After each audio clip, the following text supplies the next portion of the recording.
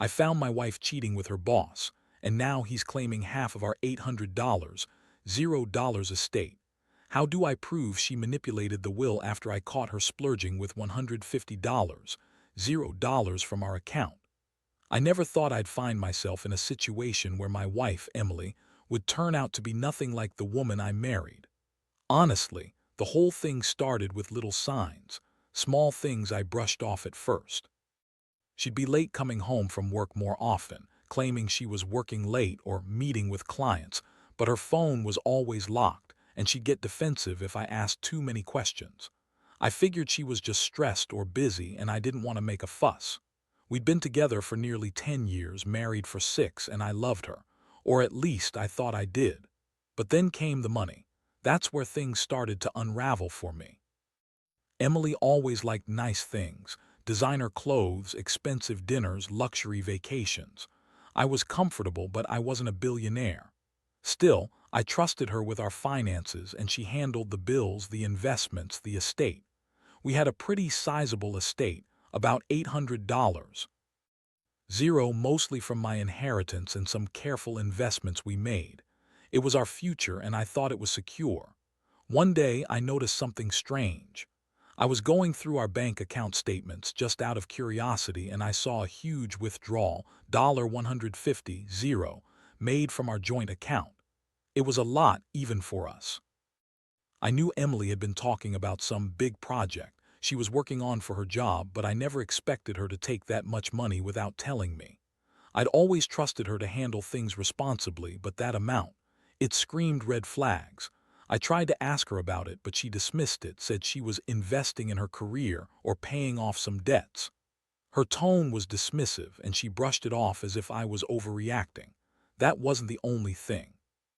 Over the next few weeks, I started noticing odd behaviors. She was more secretive with her phone, hiding it when I came near. She'd get defensive if I asked about her whereabouts, especially after work. Her stories didn't add up either.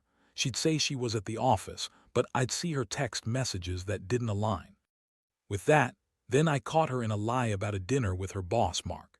She said they were just discussing work, but I saw messages from him at midnight, and she was unusually flirty in her texts.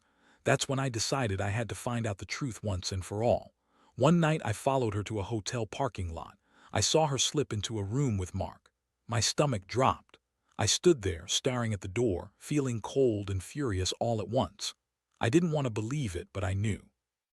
Emily was cheating on me. That moment changed everything. I felt betrayed, humiliated, and completely lost. How had I missed all the signs? How could she lie so convincingly? It was like I was living with a stranger. I didn't confront her that night. Instead, I went home and stayed up all night, replaying everything in my head. The betrayal cut deep. I remembered the good times, the promises, the future I imagined, gone in an instant. I felt a mix of anger and sadness. I kept thinking about the money, how she'd been spending it, splurging on designer bags, luxury trips, even a new car. She told me she was saving for our future, but I saw her buying clothes and jewelry I didn't even know about. It was clear she was living a double life, and I was the fool who didn't see it. The next morning, I decided I couldn't keep pretending everything was fine. I needed answers. I sat her down and demanded to know the truth. Her reaction was classic: denial, defensiveness, accusations that I was paranoid or jealous. She called me controlling and paranoid, told me I was imagining things, but I had the evidence, the messages, the receipts, the hotel security footage, and I laid it all out. That's when she finally broke down and admitted it. She said she was unhappy, that she felt neglected, that Mark made her feel alive again. She claimed it was just sex, that she didn't love him, but I knew better. I could see through her lies. That moment was a turning point. I felt a storm of emotions: rage, heartbreak, disbelief. I realized I'd been blind to her manipulations for too long. She'd been lying, cheating, spending our hard-earned money without a second thought. And worst of all, she was trying to gaslight me, make me doubt my own judgment. It was like she was trying to erase the years we'd built together to justify her betrayal. I knew I had to do something. I couldn't just let her get away with it. Not after everything. I started digging into her financial records, looking for any signs of manipulation or deception. I wasn't sure what I'd find, but I knew I had to be prepared. I also reached out to a lawyer just to understand my rights, especially considering the estate and the will. I needed to protect what was mine, and I wasn't going to let her manipulate her way into half of our estate, especially not after she'd taken our money and betrayed my trust so thoroughly. That's where I am now. Still angry, still hurt, but trying to be rational. I'm planning my next steps carefully. Emily's lies have opened my eyes, and I realize I can't trust her anymore. The betrayal runs too deep. I want justice, but I also want to move on with my life on my own terms. I don't know what the future holds, but I do know I won't be the fool anymore. I've learned a lot about trust, manipulation, and the importance of watching your back when someone you love turns out to be someone you never knew. After discovering Emily's affair and her financial deception, I felt like I was caught in a whirlwind I couldn't escape from. The shock of her cheating was bad enough, but the way she manipulated the money, splurging on designer clothes, luxury trips, and even a new car, all while lying about her intentions, made me furious.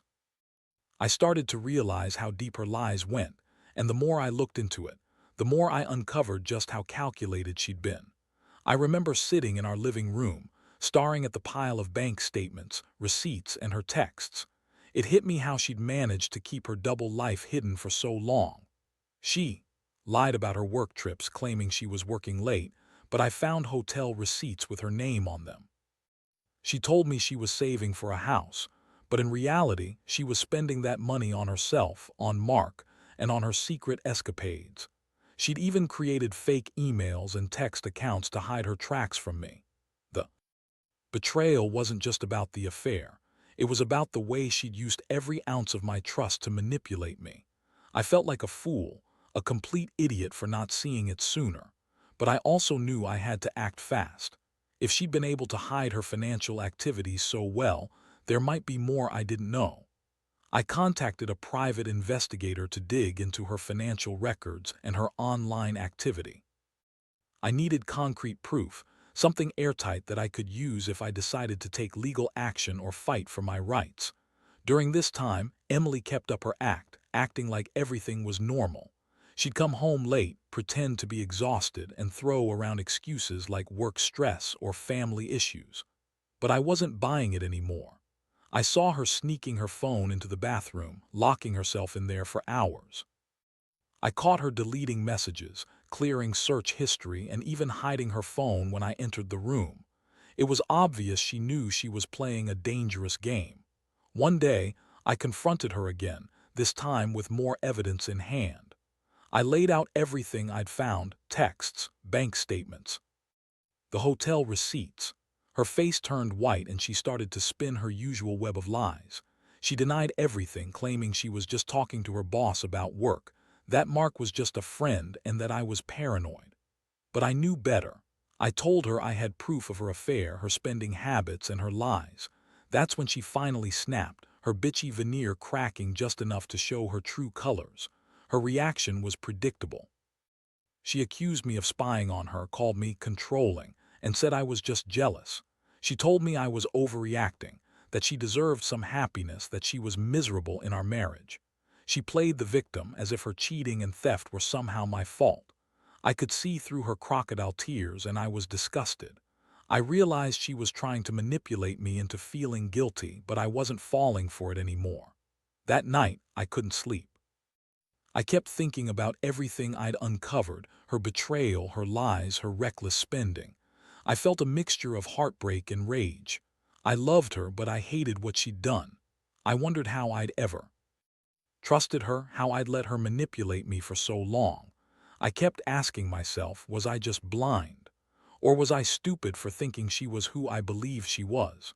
The truth was, I had to accept that she'd been living a double life, and that she'd been using my trust as a weapon against me. I knew I had to do something about the estate.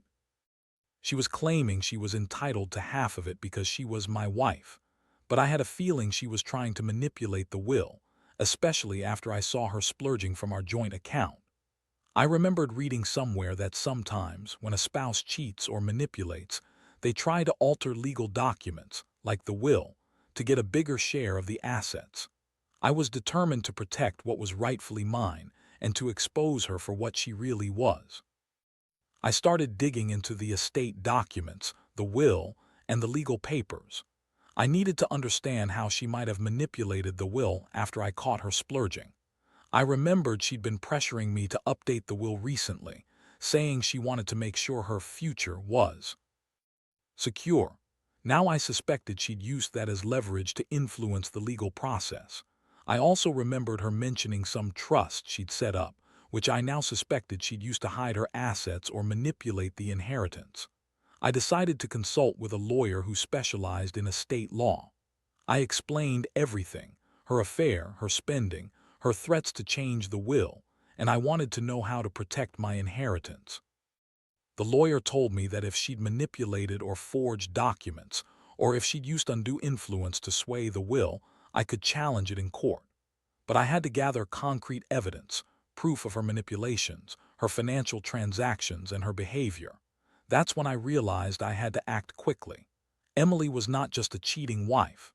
She was a manipulative, calculating woman who'd do anything to get her hands on my estate.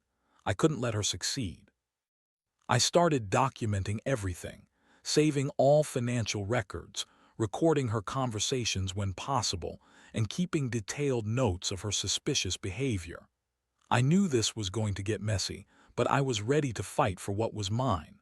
The betrayal had opened my eyes wider than I ever expected. I saw her for who she really was, someone who would lie, cheat, and manipulate her way through life if it meant getting what she wanted. But I also realized I had strength I didn't know I possessed. I wasn't going to let her destroy everything I'd worked for, not without a fight. The next steps would be legal, strategic, and maybe even messy, but I was determined to see this through. I just hoped I had enough evidence to prove her deceit and keep my estate safe. After I gathered all the evidence, her bank statements, hotel receipts, incriminating texts, and the suspicious changes in her behavior, I knew I couldn't just sit back and hope everything would work out in my favor. Emily's lies had gone too far, and I had to be smart about how I handled this. The first thing I did was to meet with a lawyer who specialized in estate disputes and family law. I explained everything: her affair, her reckless spending, her attempts to manipulate the will, and her recent pressure to update the estate documents. The lawyer was cautious, but assured me that I had a good chance of contesting any illegal or manipulated changes to the will. She explained that if Emily had used undue influence, forged signatures, or manipulated the legal documents, I could challenge the validity of the will in court. But she also warned me that I needed concrete proof, nothing less. That meant I had to dig even deeper, find more solid evidence, and be prepared for a long fight. In the meantime, I started reviewing the estate documents myself, trying to understand what exactly Emily had done. I remembered her pushing to update the will just a few months ago, claiming she wanted to make sure her future was secure. Now I suspected that she'd used that appointment to sway the lawyer or even forge signatures. I also discovered that she'd set up a trust, possibly to hide assets or funnel money away from me. It was complicated, but I knew I had to get to the bottom of it. I decided to install a hidden recording device in our house, nothing illegal, just enough to catch her in some of her manipulative conversations. I wanted her to slip up, say something incriminating, or reveal her true intentions. It wasn't about spying for the sake of spying. It was about protecting what's mine. I also started making copies of all our financial accounts, backing up her transaction history and saving all her emails and messages. I wanted to be prepared for whatever legal battles might come. One afternoon, Emily came home from work looking unusually tense. She was acting jittery, constantly checking her phone, avoiding eye contact. I played it cool, acting like I didn't suspect a thing. But inside, I was simmering with suspicion. I decided to confront her, but I had to do it carefully. I brought up the recent estate updates, acting like I was just trying to understand everything. That's when she snapped, accusing me of spying and reading too much into things. She told me I was paranoid, that I had no proof, and that I was just trying to ruin her. That's when I played my ace. I told her I had evidence, recorded conversations, bank statements, everything, and that I was going to fight to protect what was rightfully mine. Her face changed immediately, the bitchy mask slipping for a moment. She tried to deny everything, but I saw the flicker of panic in her eyes. She knew she'd been caught red-handed. I could tell. She was trying to come up with some new lie, some way to spin this in her favor. But I was done playing her game. Over the next few days, I kept gathering more evidence. I hired a forensic accountant to analyze her financial transactions in detail. I wanted to see if she'd been funneling money into secret accounts or trusts. The more I looked, the more I found discrepancies. Large transfers to accounts registered under her aliases, payments to offshore accounts, and withdrawals that didn't match her explanations. It was clear she'd been planning her escape from the truth for a while. Meanwhile, Emily kept up her act, trying to manipulate me with guilt trips and tears.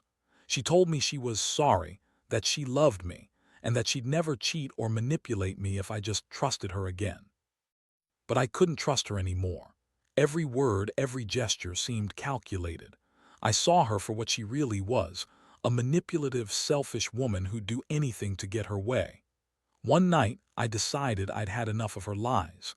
I sat her down, played her some of the recordings I'd made, and showed her the financial evidence I'd gathered. Her face drained of color.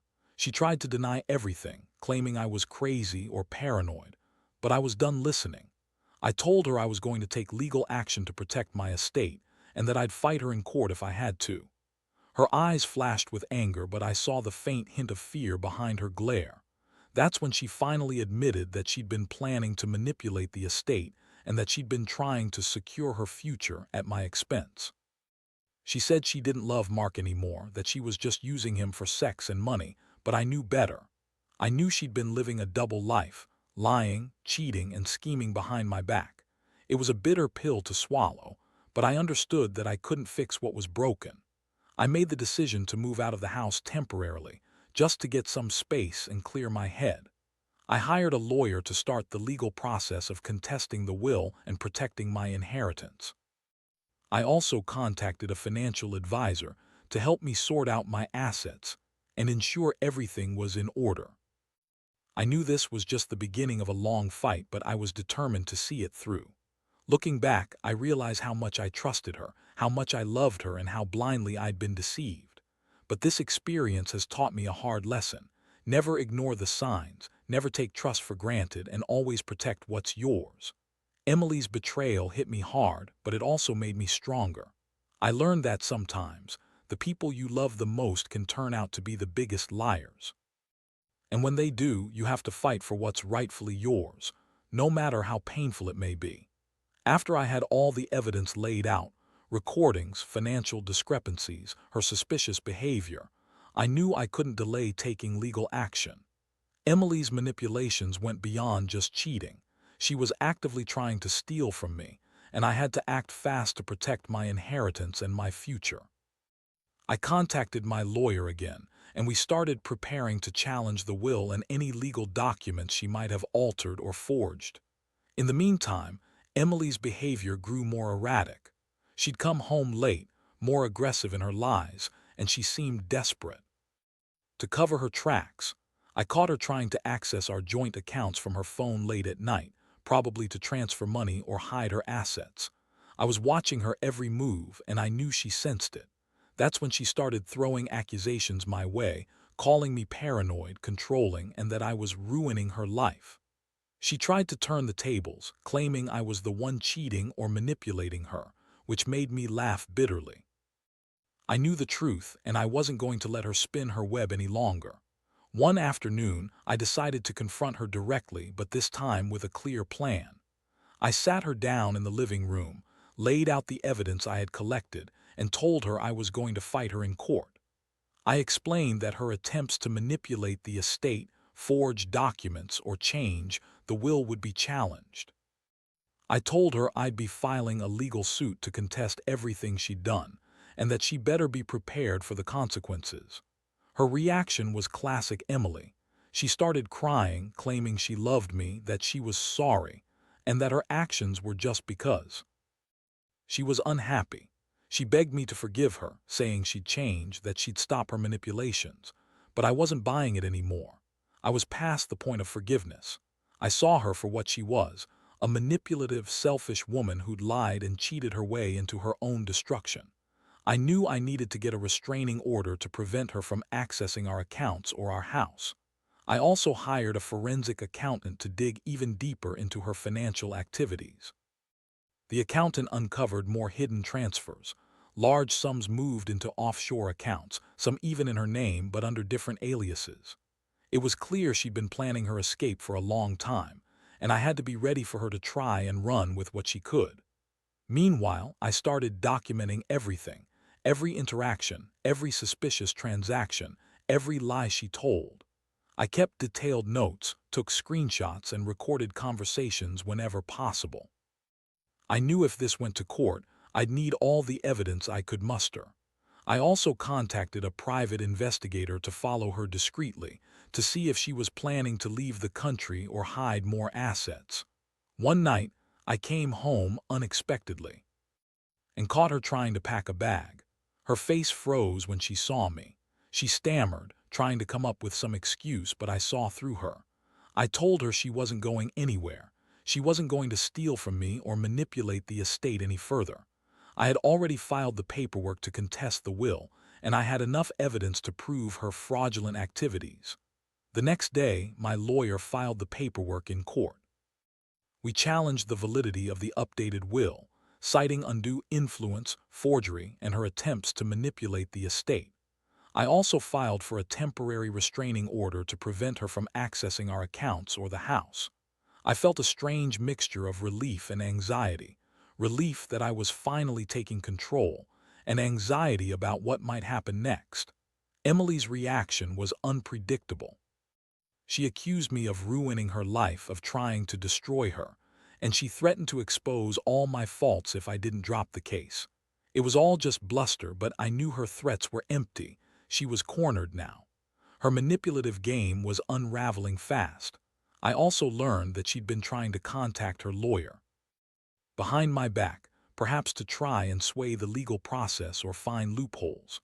Throughout this chaos, I kept my focus on protecting my assets and figuring out the best way to move forward. I realized I'd been blind to her true nature for too long, but I also understood I had the strength to stand up for myself. I was tired of her lies, her manipulations, and her betrayal. I was ready to face whatever legal battles came my way, knowing I had the evidence and support to win. In the quiet moments, I reflected on everything I'd learned, how trust can be so fragile, how people can hide their true selves behind a mask of charm, and how important it is to protect what's yours. This nightmare has taught me to be more cautious, to never ignore warning signs, and to always have legal safeguards in place. I don't regret loving her, but I regret not seeing the truth sooner. Now, I'm determined to rebuild my life, free from her lies and manipulations. The road ahead is uncertain, but I refuse to be a victim anymore. I will fight for what's rightfully mine, and I'll come out stronger on the other side. The legal battle was just beginning, and I knew that Emily wouldn't go down without a fight. She was stubborn, manipulative, and desperate to hold onto her illusions of control. Every day brought a new complication. She'd try to contact her lawyer behind my back, or make some kind of public scene to turn sympathy her way. I stayed focused, sticking to my lawyer's advice, and kept gathering more evidence. I also started talking to a financial forensic expert who specialized in uncovering hidden assets and offshore accounts. It was frustrating, honestly. Every time I thought I was making progress, Emily would throw a new curveball. She'd claim I was trying to ruin her, accuse me of controlling her, or say I was just jealous of her success.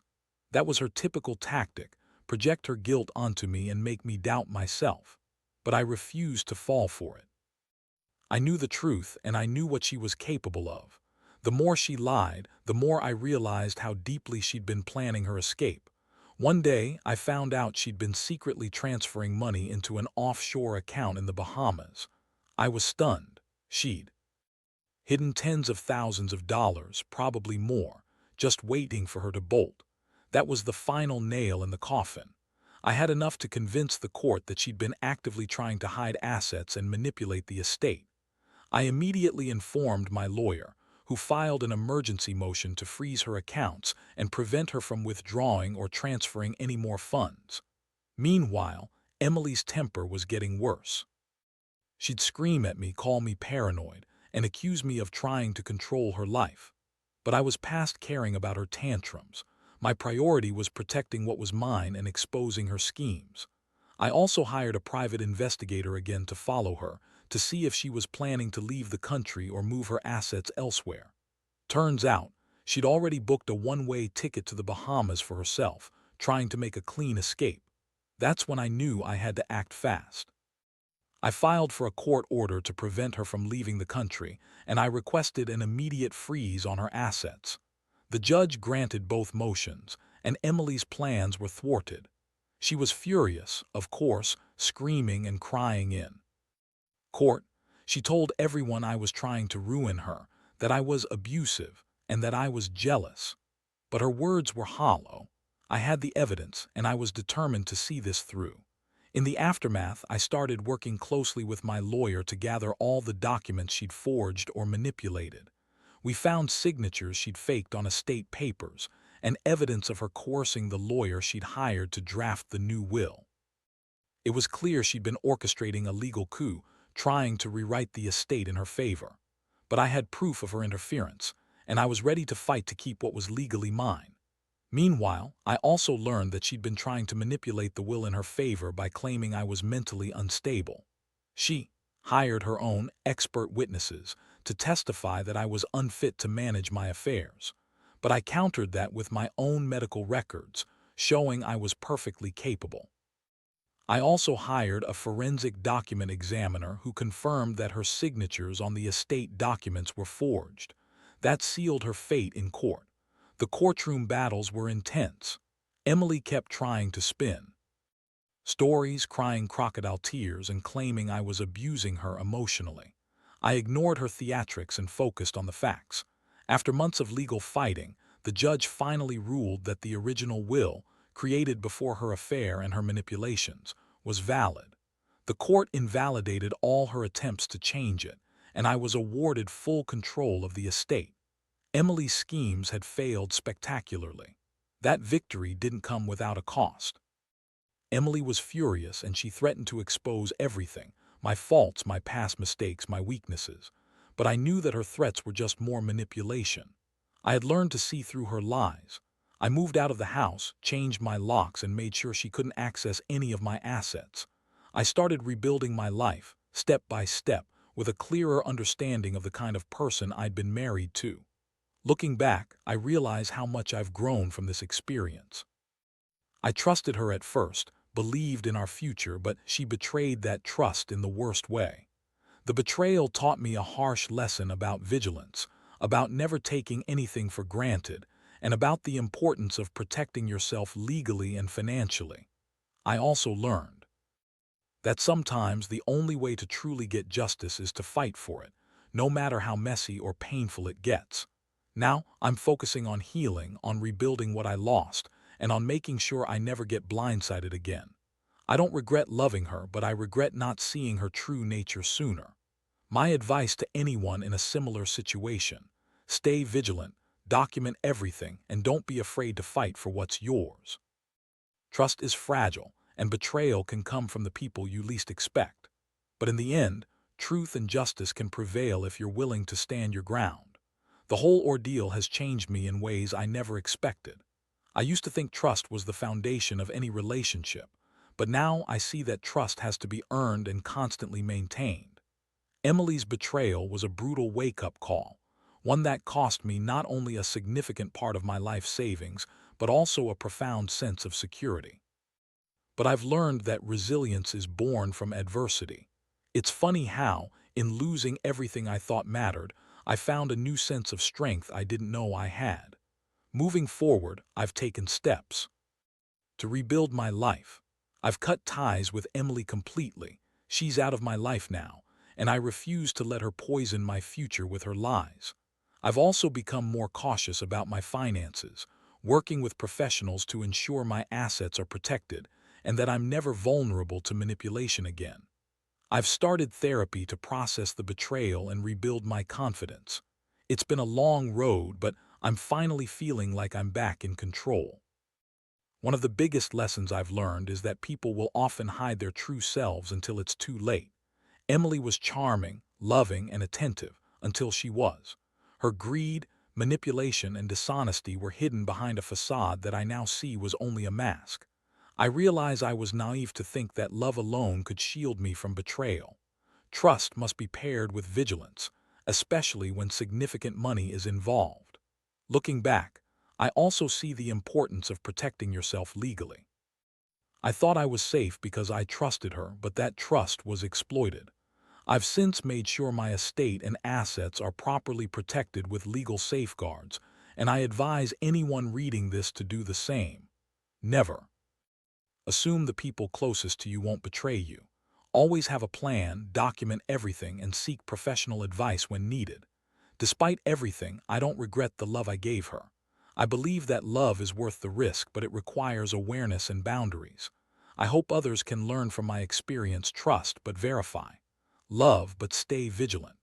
Because when someone is willing to lie, cheat, and manipulate, you have to be prepared to fight for what's rightfully yours. Now I'm focusing on my future. I'm rebuilding my savings, reconnecting with friends and family, and rediscovering what truly makes me happy. I've come to accept that some relationships are not meant to last, and that's okay.